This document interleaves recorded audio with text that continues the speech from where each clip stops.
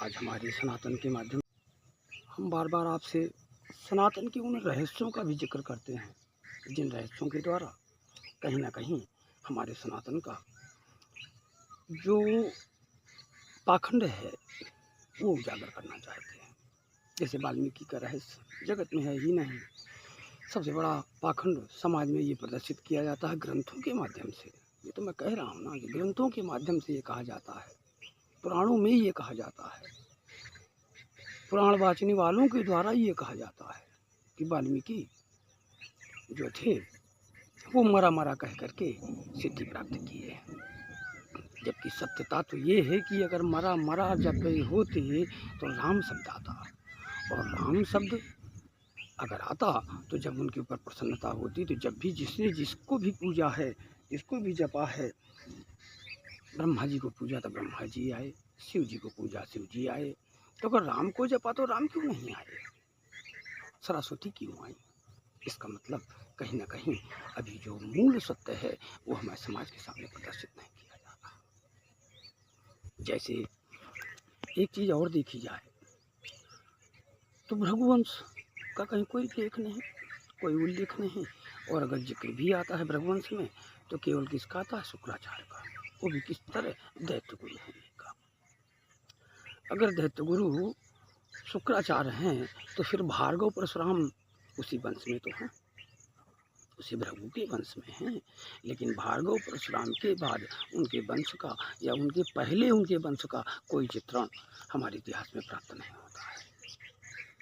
जैसे अहिल्या पत्थर बनी, रामचरितमानस के अनुकाल कहा जाता है, रामचरितमानस के अनुसार ये कहा जाता है कि अहिल्या भगवान राम के पांव का स्पर्श पाते ही नारी बन करके अपने पति लोक सिधारी गौतम नारी, तो अगर उनके साथ किसी भी प्रकार का दुराचार हुआ होता तो वो मोक्ष प्राप्त कर सकती थी, भगवान के चरण रज को प्राप्त करके मुक्ति पा सकती थी, लेकिन पति को प्राप्त कर पाना ये भगवान के चरण रज में भी नहीं है कि पति उनको स्वीकार कर ले। क्योंकि अहिल्या के साथ अगर दुराचार होता तो गौतम श्राप दे करके उन्हें पत्थर क्यों बनाते? उन्हें भस्म कर सकते थे और उन्हें अन्न श्राप दे सकते थे, मार सकते थे, लेकिन आखिर उन्होंने पत्थर ही क्यों उन्हें बना दिया, और पत्थर से मुक्त होने के लिए उन्होंने उपाय भी क्यों बता दिया, और ये भी क्यों कह दिया अहिल्या से कि अहिल्या तुम मुझे उस समय प्राप्त हो जाओगी जब तुम्हें भगवान राम के पांव स्पर्श करेंगे। ये किसी दूसरे का वरदान नहीं था कि राम के चरण रज से अहिल्या तर जाएगी, ये तो स्वयं गौतम जी के द्वारा कहा हुआ वचन था। और इंद्र के द्वारा जो हुआ कृत्य है वो गौतम के साथ नहीं, गौतम पुत्री के साथ है, जिसका भी उल्लेख है। औरंगजेब ने यही बात इसी प्रश्न का जिक्र गुरु गोविंद सिंह के पिता तेग बहादुर से किया था कि बताओ तुम्हारे धर्म में अगर तुम अपने धर्म को जानते हो, तुम्हें अपने धर्म का पूर्ण बोध है, पूर्ण उसके व्यक्तित्व का बोध है, धर्म के पूर्ण आवरण के द्वारा जो धर्म हमारा रक्षित है उस आवरण का भी अगर तुम्हें बोध है तो तुम मुझे ये बताओ कि बकरे के मुख वाला वो ब्राह्मण कौन था? तेग बहादुर जी ने बताया था, उन्होंने निकाल करके उसकी समाधि से उसके शव को भी दिखाया था कि देखो ये बकरे का मुख है और ये मनुष्य की देह है। आखिर वो बकरे के पुत्र वाला ब्राह्मण कौन था, ये भी एक रहस्य है। शिव ने अपने पुत्र का शीश काटा, ये तो जगत विदित है, हाथी का शीश रखा गया, ये भी जगत विदित है, गणेश के रूप में उनकी पूजा है, ये भी जगत विदित है, लेकिन आखिर वो कटा हुआ सिर कहाँ गया, ये भी एक रहस्य है।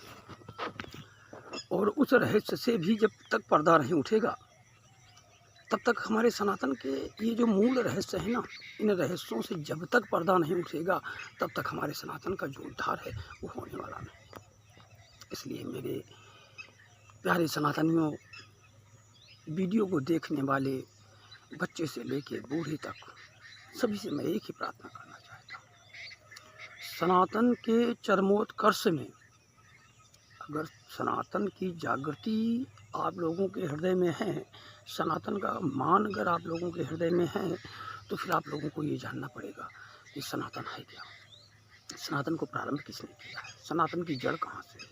तो सनातन की जड़ स्वयं नारायण है। विदेशी वैज्ञानिकों ने तो सिद्ध कर दिया कि हम लोग बंदर की संतान हैं, ठीक है, वो होंगे, लेकिन हमारे यहाँ तो हम लोगों को पहले से वेद विधि के द्वारा, पुराणों के द्वारा ये ज्ञात है कि हम लोग ब्रह्मा के द्वारा उत्पन्न हैं, ब्रह्मा की संततियों में हैं हम, और ऋषियों की संतानें हैं हम बंदर की संतानें नहीं हैं। और हमारे ऋषियों ने ऐसे ऐसे यान, अस्त्र शस्त्र, मंत्रों के द्वारा सिद्ध किए। आज तो लोग विज्ञान में अगर कुछ कर रहे हैं तो वो भी हमारे विज्ञान के उस समय के विज्ञान के सामने वो सब फीके हैं, सब ओछे। प्रजापति कर्दम के द्वारा एक विमान बनाया गया था जो उस समय सौर चलित था, कोई ईंधन की जरूरत नहीं थी उसमें। उसमें रह करके उन्होंने देवहूति के साथ कई वर्षों तक विहार किया था। आज तक कोई ऐसा विमान बना जो बिना ईंधन के हो।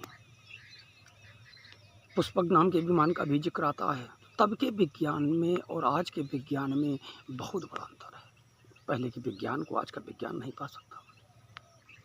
हमारे संस्कारों में यज्ञोपवीत से लेके, नामकरण से लेके, कर्णवेद से लेके जो 16 संस्कार पाए जाते हैं, उन सभी 16 संस्कारों में हमारा प्राचीन विज्ञान समाहित है, जो देह को, चरित्र को, जीवन को सुंदर बनाते हैं और स्वच्छ बनाते हैं। आज उन संस्कारों का लोप हो जाने के कारण ही हमारा सनातन पतित है। एक और जहाँ सनातन के नाम पर नवरात्र आ रही है कुंवार की, देखिएगा कितनी देवी पंडालों में माता भगवती की पूजा होगी। अभी आपका गणपति का सीजन आ रहा है, उसमें भी गणपति की पूजा होगी, लेकिन एक और जहाँ उन्हीं पंडालों में पूजा होती है, वहीं उन्हीं पंडालों में उन्हीं भक्तों के द्वारा, उन्हीं सदस्यों के द्वारा कुछ ऐसे अनैतिक कार्य भी होते हैं जो मुख से कहने योग्य नहीं है। वो ये भूल जाते हैं कि जो लोग देवी या गणपति या अन्य उत्सवों में शामिल होकर के वहाँ आ रहे हैं, वो आपके द्वारा प्रदर्शित की गई कुरीतियों को भी देख रहे हैं। और अंत में एक दिन देखते देखते उनके मन में आता है, नहीं नहीं नहीं, वो तो ठीक है। क्यों? देवम भूता यजेत देवान सा देव देव मर्चेत। देवता जब तक तुम्हें कहीं प्राप्त नहीं हो सकता जब तक आपके अंदर देवत्व प्राप्त नहीं है। इसलिए सबसे पहले तो आप अपने अंदर देवत्व को ढूंढो। देववशी, पहले आप देवता की तरह बनो, देवत्व धारण करो। जब देवत्व आपके अंदर समाहित होगा तो फिर आपको कण कण में देवता प्राप्त होगा, कण कण में आपको देवता दिखाई देगा। लेकिन जब तक आपके अंदर देवत्व नहीं है तब तक आपको कहीं देवता प्राप्त होने वाला नहीं है। मंदिरों में लगने वाली भीड़, मंदिरों में दर्शन करने वाले दर्शनार्थी, वो भी विशेष सुविधा को प्राप्त करके दर्शन प्राप्त करना चाहते हैं। मूर्तियों के सामने जाने के बाद अगर आप आंख बंद करके खड़े होते हैं तो बताइए उस जगह है प्रतिष्ठित जो मूर्ति है उसे आप कैसे देख पाएंगे? आंख बंद करके ध्यान करना विधान है। जब आप मंदिर में नहीं हैं, अपनी इष्ट की मूर्ति को आपको देखना है तो आप आंख बंद करके ध्यान करके उन्हें देख सकते हैं। लेकिन जब आप इष्ट के सामने हैं, किसी देवी देवता के मंदिर के सामने हैं, वहाँ भी हमने 90% लोगों को देखा है कि भगवान की प्रतिमा के सामने जाते ही वो हाथ जोड़ आंख बंद करके खड़े हो जाते हैं। ठीक है, हाथ जोड़ा है आपने, लेकिन आंखें बंद कर लेने से जो आपकी आँखों में फैला हुआ जो विषय है वो कैसे नष्ट होगा? उसे नष्ट करने के लिए परमात्मा के उस पूर्ण छवि को देखना जरूरी है। और आज वो ना तो पुजारी ध्यान दे रहे और ना उन्हें इस बात का बोध कराया जा रहा। देखिए, किसी भी जाति धर्म प्रथा में अगर कहीं कोई अच्छाइयाँ हो तो उन्हें लेना चाहिए। दूसरे धर्मों में हमने देखा कि लोग जब धर्म की पूजा में जाते हैं, धर्म स्थलों में अपने जाते हैं तो अपने बच्चों को, अपनी पत्नियों को भी लेके जाते हैं। लेकिन आज हमारे घरों में जब पूजा स्वयं बड़े बुजुर्ग करते हैं, अगर वहाँ आकर के बच्चे बैठ जाएं तो उनको भगा दिया जाता है। हम ये भूल जाते हैं कि अगर हम अपने ही बच्चों को अपने से दूर करेंगे पूजा के समय पर, तो उनको नास्तिक हम बना रहे हैं। क्योंकि पहले क्या था, बुजुर्गों के साथ बैठ करके जब हम बच्चे लोग होते थे तो पूजा करते थे, तो बच्चों में जो गुण संस्कार आते हैं अपने घर के बुजुर्गों को देख के आते हैं। उन संस्कारों को बढ़ाने के लिए कहीं ना कहीं हमें स्वयं घर के बुजुर्गों को उन पद्धतियों को धारणा करना पड़ेगा, जिन पद्धतियों के कारण हमारा सनातन उत्तम गति को प्राप्त करके ऊर्ध्व गति को प्राप्त करे। देखिए, मठाधीश हो जाना,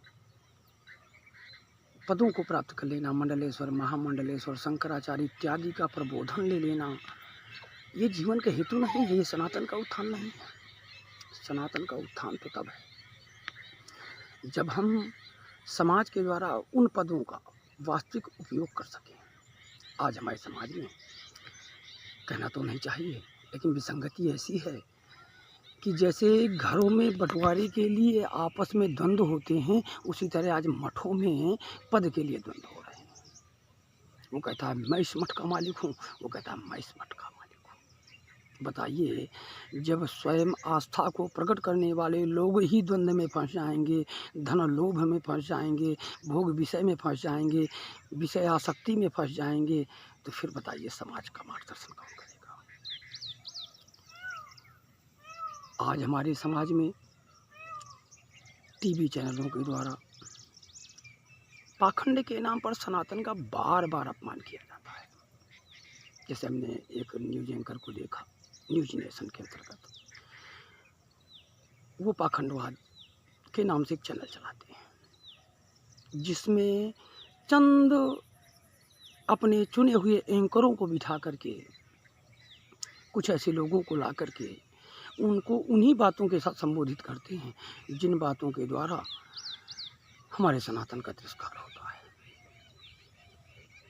आखिर वहाँ बैठे व्यक्ति जो गणमान्य नाते हैं, जो मनोवैज्ञानिक हैं, जो डॉक्टर हैं, जो ये हैं, ये नाना प्रकार के ज्योतिषी हैं, कोई ये महाराज हैं, कहीं वो महाराज हैं, कहीं वो हिंदू धर्म नेता हैं, कोई ये विचारक हैं। मैं उन विचारकों से, उन नेताओं से, उन समस्त ज्ञानियों से एक चीज़ पूछना चाहता हूँ, ध्यान कहाँ केंद्रित करना चाहिए।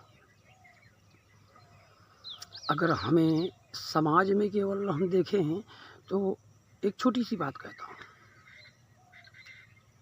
एक कुत्ता भी होता है, वो जहाँ जाकर के बैठता है ना, करता क्या है, अपनी पूंछ को पहले हिलाता है, वहाँ साफ करता है, फिर बैठता है। तो अगर पशु अपने स्वभाव से स्वच्छता धारण कर सकता है, तो हम जहाँ बैठते हैं वहाँ उस स्थान को ही गंदा क्यों कर रहे हैं? इस बात को जानने की जरूरत है।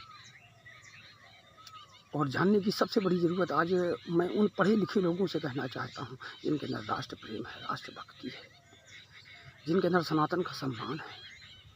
सनातन का उद्धार इससे नहीं हो जाना है कि आप लोग झंडे ले करके आप समाज में निकल पड़े और इसे मारा उसे मारा, सनातन के नाम पर गुंडागर्दी करना, सनातन के नाम पर राजनीति करना, इससे सनातन का कल्याण होने वाला नहीं है।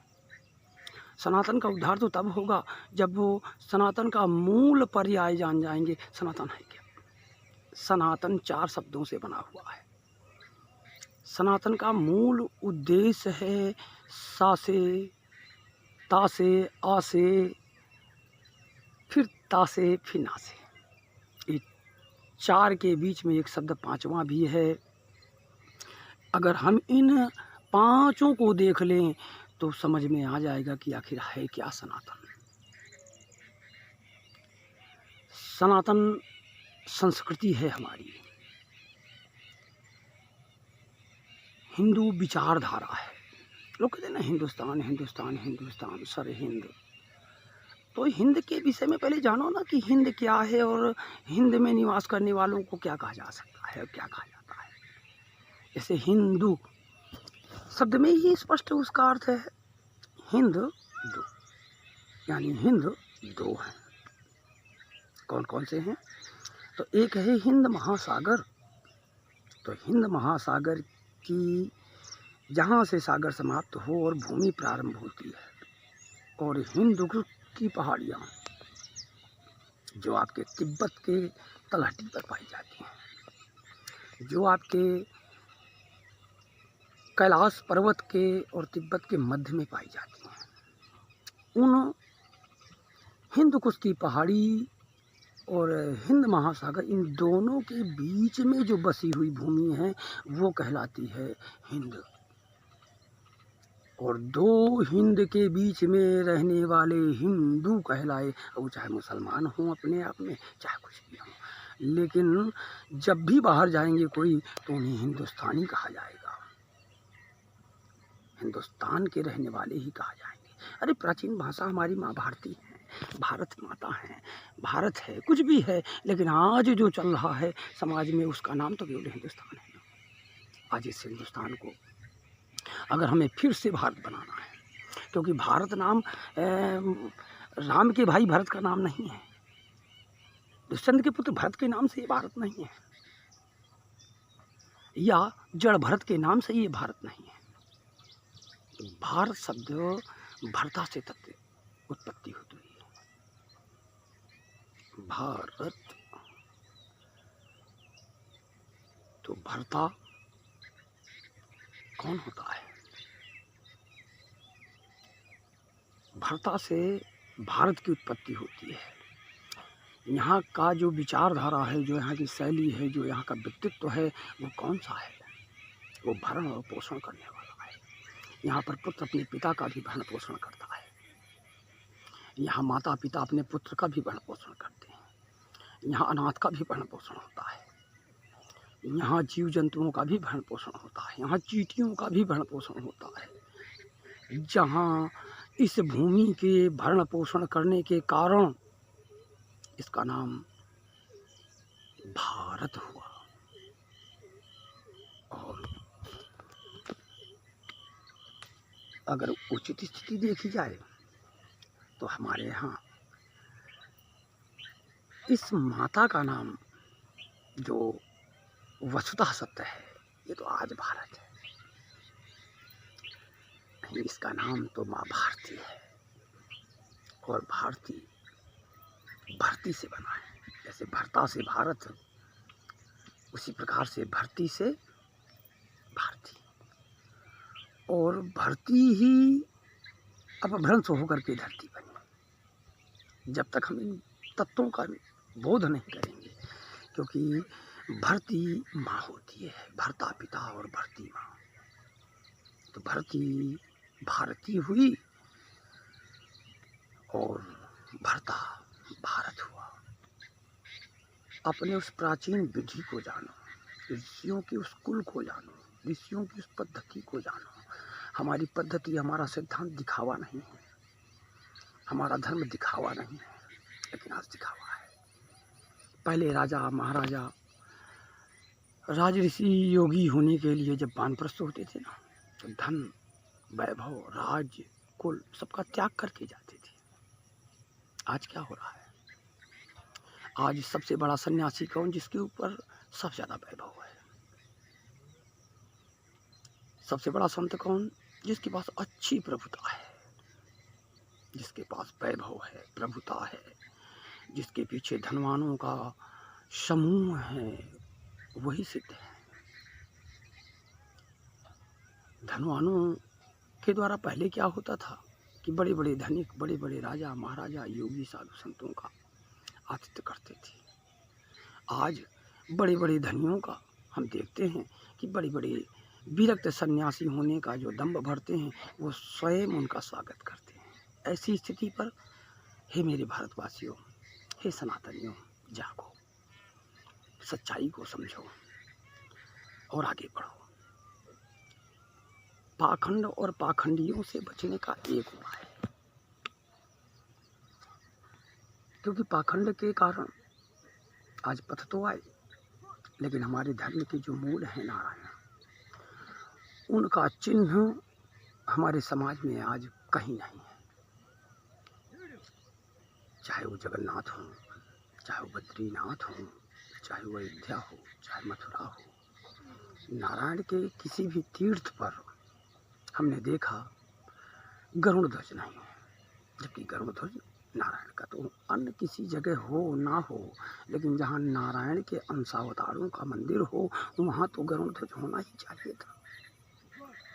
जो आज तक इतनी छोटी सी बात गरुड़ ध्वज नहीं ढूंढ पाए और लगा पाए, वो नारायण की अधीनता को स्वीकार कहाँ कर पाए। आज जो भांति भांति के रंग के झंडे हमारे सनातन में दिखाई दे रहे हैं, अगर सनातनियों में मूलतः इस तत्व का बोध होता तो हमारा मानना है कि हर जगह हर मंदिर पर गरुड़ ध्वज ही लहरा होता। जैसे भगवान शंकर का ध्वज बृहस्पति ध्वज है, जहाँ शिव मंदिर में जैसे केदारनाथ हैं इत्यादि जो द्वादश लिंग हैं, वहाँ पर कौन सा ध्वज होना चाहिए था? वहाँ पर हमारे यहाँ पर जो बृहस्पति ध्वज है, बृह का ध्वज, नंदी का ध्वज, ये होना चाहिए था। तो अब यहाँ पर एक बात आ जाती है कि मुक्ति के लिए जो मार्ग है उसका ध्वज कौन सा है? उसका ध्वज है गरुड़ ध्वज। और जो संसारिकता को प्रदान करने वाला मार्ग है उसमें कौन सा ध्वज है? धर्म क्या है? धर्म ध्वज क्या है? तो धर्म ध्वज बृहस्पति ध्वज है। इसीलिए आज भी आपने देखा होगा हमारे आदरणीय प्रधानमंत्री नरेंद्र मोदी जी के द्वारा सिंगोल की स्थापना हुई। जब आप सिंगोल को बड़े तत्वगत दृष्टि से देखेंगे ना, तो उस सिंगोल के ऊपर नंदी की मूर्ति की स्थापना है। क्यों? क्योंकि राजा के पास जो दंड होता था वो राजदंड होता था और राजा धर्म के अधीन होकर के कार्य करता था, इसलिए राजदंड में बृहस्पति यानी नंदी का स्वरूप स्थापित होता था। जैसे अभी चर्चा हुई बीच में निग्रहाचार्य और ये आए दंड के विषय में, ये दंड राजदंड है, यहाँ का वहाँ का कई प्रमाण दिए गए। लेकिन मैं उनसे पूछना चाहता हूँ कि जहाँ बात दंडों की है तो कितने प्रकार के दंड हैं? आपने तो केवल 2 ही दंड बताए, एक राजदंड, एक ब्रह्मदंड, जबकि कितने प्रकार के दंड हैं ये आपको जानना जरूरी है। और हर दंड का स्वरूप, हर दंड का तत्व, हर दंड का विभाग, हर दंड की शक्ति अलग अलग है। लेकिन ये सभी दंड ब्रह्मदंड के अधीन हुए हैं। राजदंड भी ब्रह्मदंड के ही अधीन था। फिर से दंड आएगा, फिर से राजदंड आएगा जो आ चुका है, फिर से ब्रह्मदंड आएगा। और जब ब्रह्मदंड आएगा तो वो जो ब्रह्मगानियों की भीड़ है, जिसे भृगु ने त्रिदियों में श्रेष्ठता देखी थी, उसी प्रकार से ब्रह्मदंड जब जब भी ऋषि लेकर के चलते हैं तो सामने तत्व दर्शन कराते हैं, तत्व का बोध कराते हैं, बताते हैं कि ब्रह्मदंड है क्या, ब्रह्मदंड की शक्ति क्या है, ब्रह्मदंड का बोध क्या है। लेकिन दंडाधिकारी तो शिव है, महाकालिका है, जो दंड देने के लिए प्रस्तुत हो चुके हैं। आज अगर समझना है तो प्रकृति के उस कर्म को समझ लो। स्वयं देखो, पृथ्वी बार बार डोल रही है, पृथ्वी फटने की कगार पर है, क्योंकि कालगणना स्पष्ट कह रही है कि हम लोग जस्ट 30 वर्ष बाद बड़वानल में प्रवेश कर रहे हैं। 30 वर्ष बाद। ये 4,32,000 वर्ष का जो रोना आपको बताने वाले लोग हैं, उनसे पूछो, कथावाचकों से या उन गुरुओं से, उन सन्यासियों से, उन साधुओं से जो 4,32,000 वर्ष की बातें करते हैं, उनसे पूछो कि ये पहला चरण कैसा। मेरे गुरुओं ने तो मेरे पास पूर्ण प्रमाण रखा है। ये नवरात्र जो आएगी, इस नवरात्र से मैं कालगणना का पूर्ण व्याख्यान आप लोगों के सामने रखूँगा। और 4,32,000 वर्ष के एक एक चरण के एक एक प्रमाण के साथ, मेरे पास प्रमाण जो होगा वो ये ग्रंथों को उठा कर लाते हैं। ये ग्रंथ में ये लिखा है, ये ग्रंथ में ये लिखा है। तो ग्रंथ में तो ये भी लिखा है कि एक जगह राजा हरिश्चंद्र की पत्नी का नाम सैव्या है, दूसरी जगह उसी हरिश्चंद्र की पत्नी का नाम तारा है, तीसरी जगह उसी हरिश्चंद्र की पत्नी का नाम सत्यवती है।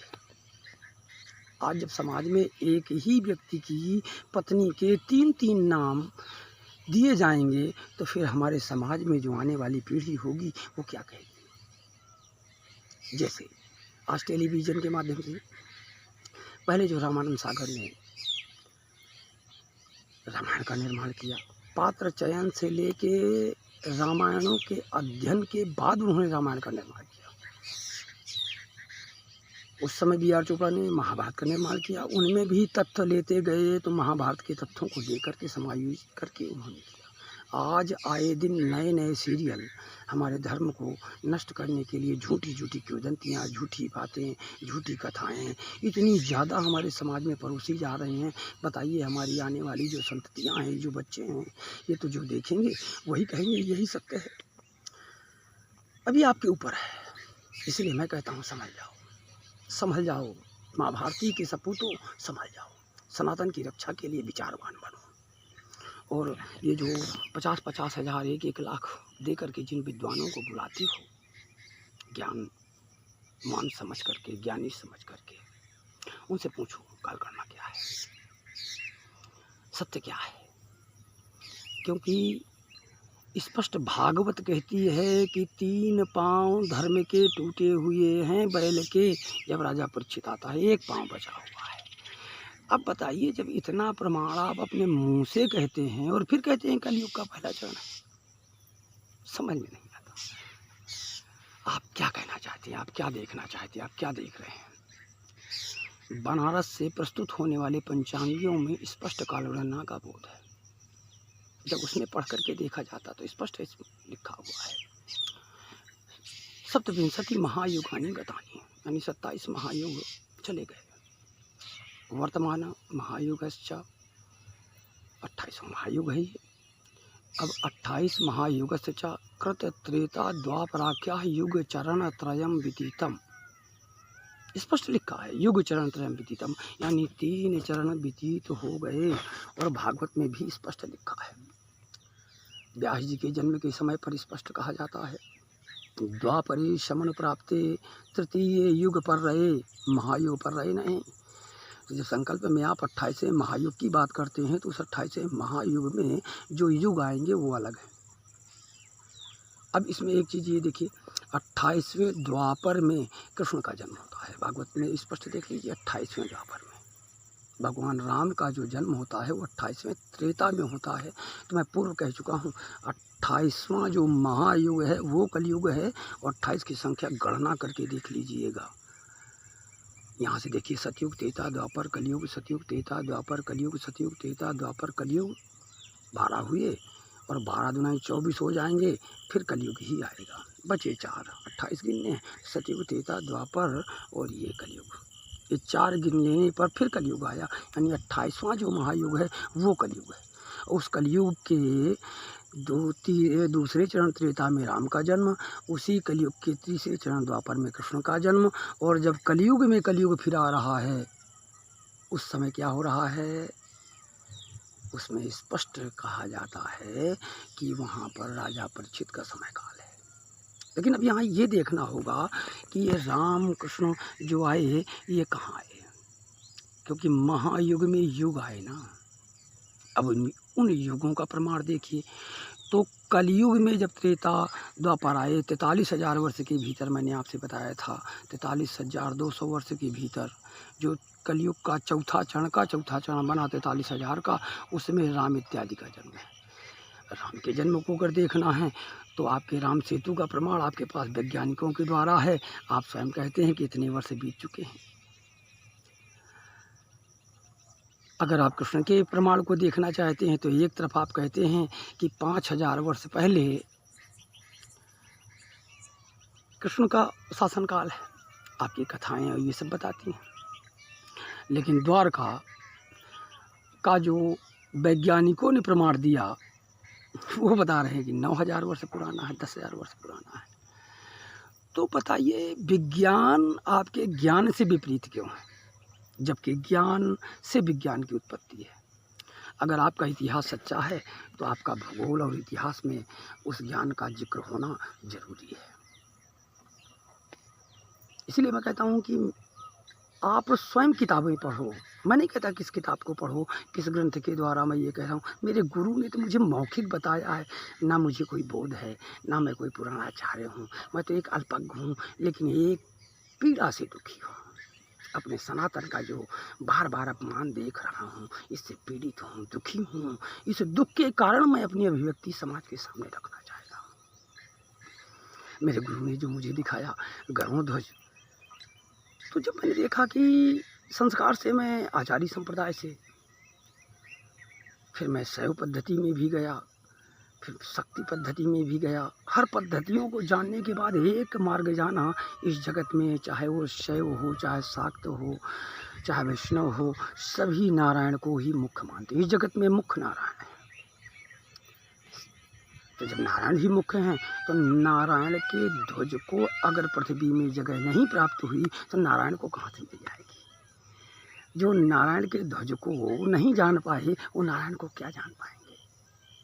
आज उन्हीं की कृपा से आपके इस जगह पर देखिए नारायण का ध्वज भी स्थापित है। मैं उसी नारायण ध्वज के नीचे बैठ करके ये वीडियो बना रहा हूँ। ये गरुड़ ध्वज, आज इस गरुड़ ध्वज की स्थापना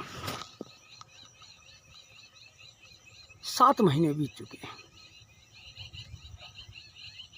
ये गरुड़ ध्वज मेरे गुरु का कथन है कि आने वाले समय पर ये गरुड़ ध्वज भारत के हर नारायण के मंदिर में स्थापित नजर आएगा।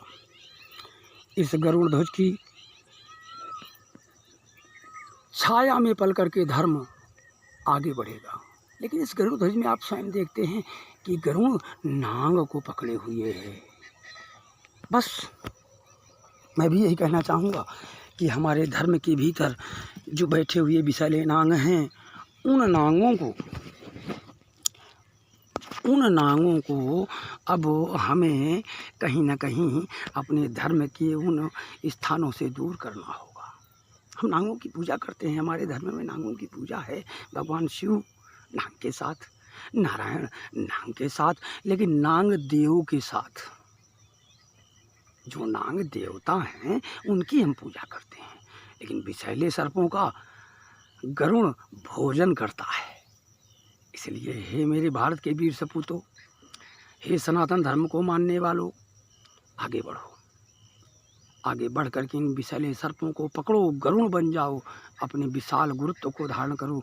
क्योंकि सबसे बड़ा धर्म अगर कोई है तो वो है मानव धर्म। आज जितने भी सनातन में ज्ञानी, पथ, मत, संप्रदाय, ये सब के सब कहाँ है? सबके सब सनातन से आए, सब सनातन में हैं, कोई सनातन से बाहर नहीं है। लेकिन आज अगर उनको भेद में डाल दिया गया, ये सरकारों के द्वारा भी तो हुआ। जैसे हमारे सनातन को तोड़ने के लिए ये जो बीती हुई सरकार थी, जिसका कांग्रेस नाम था, उस कांग्रेस काल पर हमारे धर्म को बहुत बड़ी क्षति हुई। जितनी बड़ी क्षति मुसलमानों ने नहीं दी, मुगलों ने नहीं दी, तुर्कों ने नहीं दी, शकों ने नहीं दी, अंग्रेज़ों ने नहीं दी, अमेरिकनों ने नहीं दी, रूसियों ने नहीं दी, फ्रांसीसियों ने नहीं दी, पुर्तगालियों ने नहीं दी। कौन कौन नहीं आया हमारे यहाँ? सभी तो आए, लेकिन किसी ने इतनी बड़ी क्षति नहीं दी जितनी बड़ी क्षति हमारे धर्म को कांग्रेस ने दी। आज सिख धर्म हमारे हिंदू धर्म से अलग है, उनका धर्म अलग कहा जाता है। जबकि हकीकत क्या है?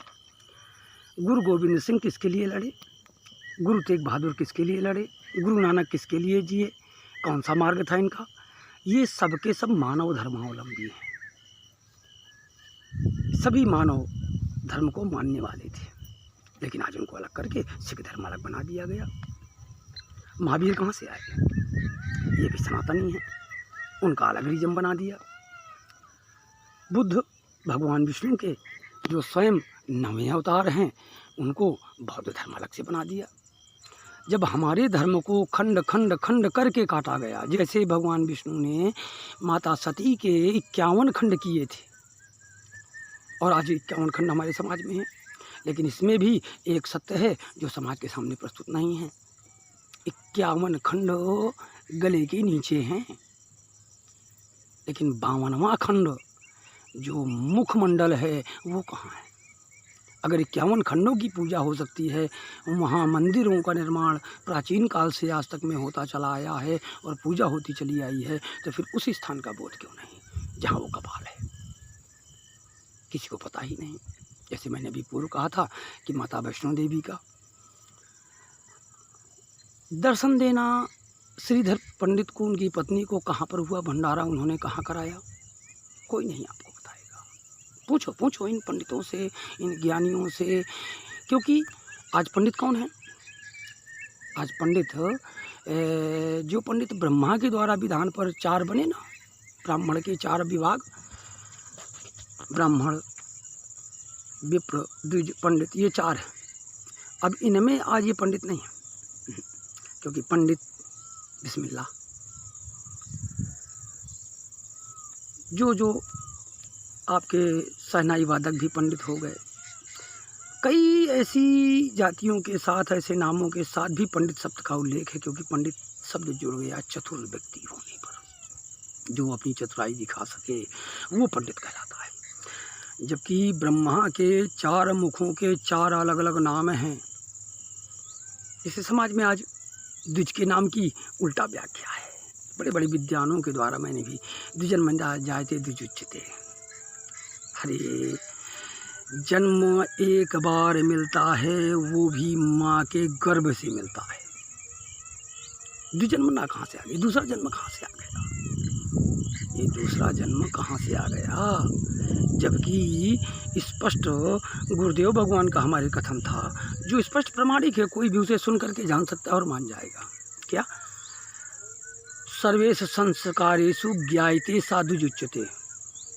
जो अपने सर्वेषु संस्कारेषु यानी सारे संस्कारों को जानता हो वो द्विज है।